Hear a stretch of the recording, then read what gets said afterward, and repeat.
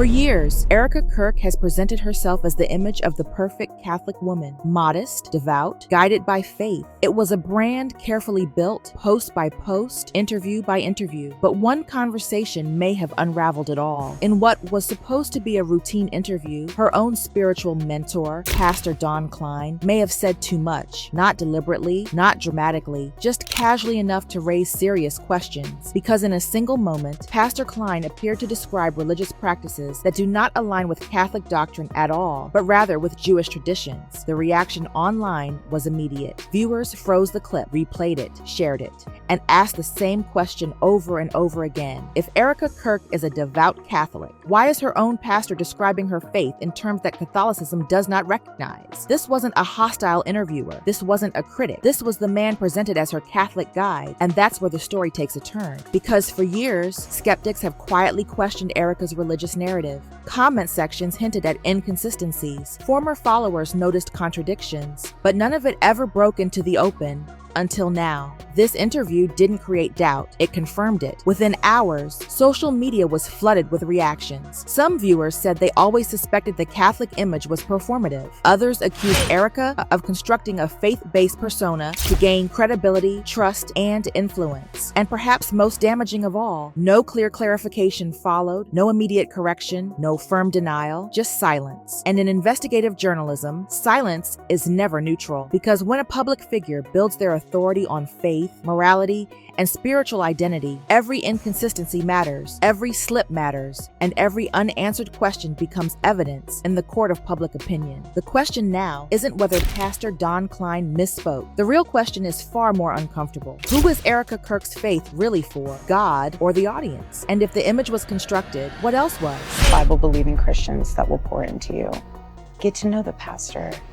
Get to know the men's. We know that after that, he's going to have dinner with Erika and the kids and a priest to pray over him, according to Erika. People are talking about also that, like in your past, you know, there was some allegation of like misconduct or something, and there's no truth to that either. Right. Any kind of improprieties.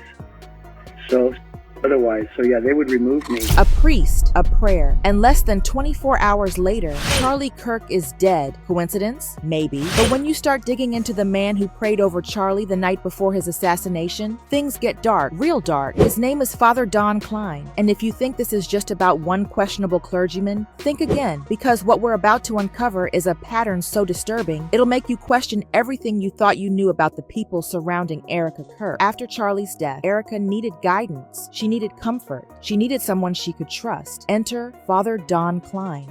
You weren't like Erika's like Catholic advisor priest? I mean, the people are saying that as well. Yeah, I have thousands of people that I advise.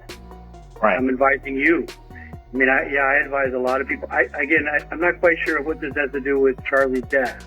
He's been described as her spiritual advisor, a man of God, a shepherd in her darkest hour. But here's the thing about shepherds. Sometimes they lead the flock straight into the slaughter because Father Klein, he's got a past, and people are starting to ask questions. Allegations of inappropriate relationships with parishioners, whispers of something far worse, claims that have followed him for years. So the question becomes, is Father Don Klein really a priest, or is he just another actor in the Turning Point machine? You know, I know a lot of people that are in like the organization TPUSA, and it seems like they went like a different way after Charlie's death. Also, I don't know. There's a lot of talk about that, but I don't know anything about the organization. Personally, I've never been to a Turning Point event. So I think people give me a lot more credit than they should as far as how they ran things or any of that. I don't know. I wasn't inside to any of that kind of stuff. Don't really care too much. But anyway, I mean, it's just not my thing. Yeah. I got more important things to deal with. Let's talk about January 2026. Father Klein sits down for an interview, and when asked about Turning Point USA, he's crystal clear. He says he knows nothing about them, never attended their events, has no connection whatsoever. Sounds believable, right? Except there's one tiny problem. October 2025, Mississippi, a Turning Point tour stop, and guess who's there? Standing backstage with Erika Kirk, caught on camera, Father Don Klein. So either he has a terrible memory, or he's lying. And if he's lying about this, what else is he hiding? Here's where it gets interesting.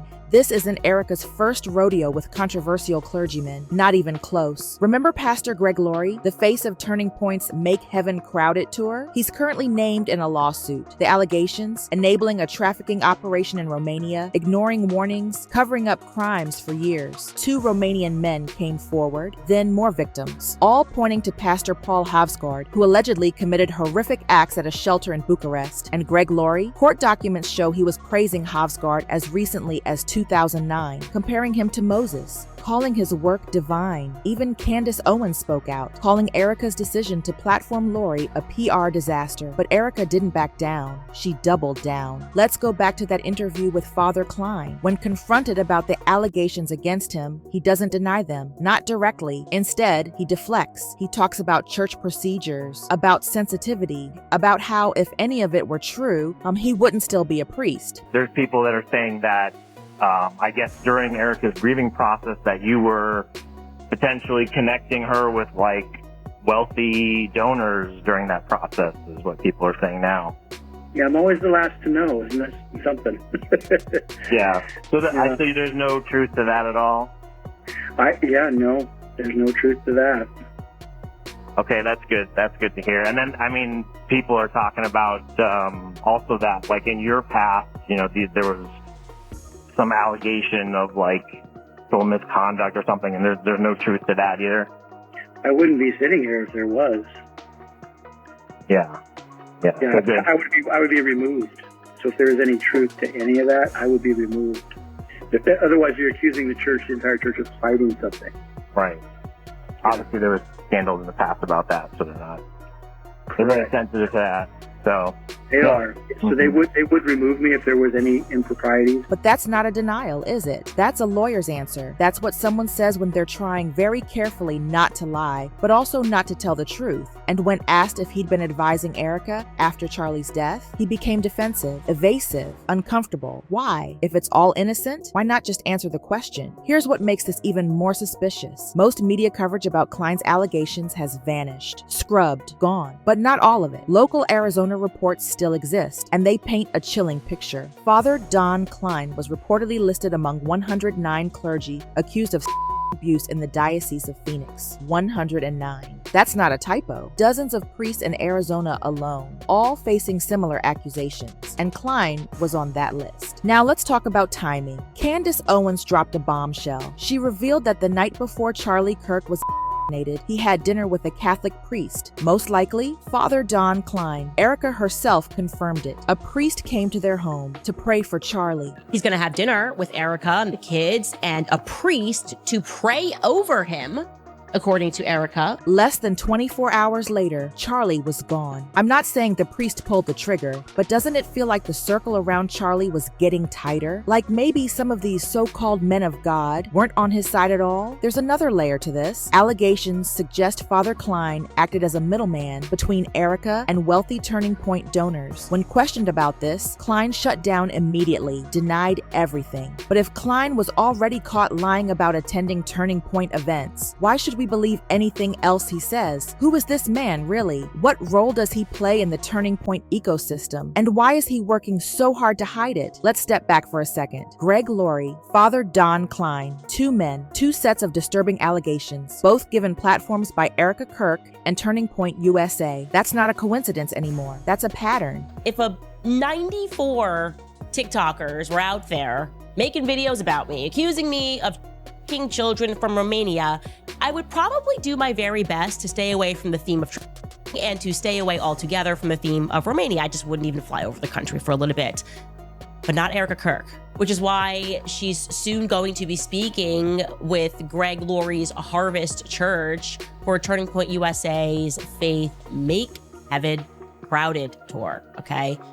The court documents claim that Greg Laurie and the Harvest Christian Fellowship sent funding to Havsgaard, which they obviously did send funding to him while he was there, and they were negligent in supervising him while he was there, despite reports of abuse.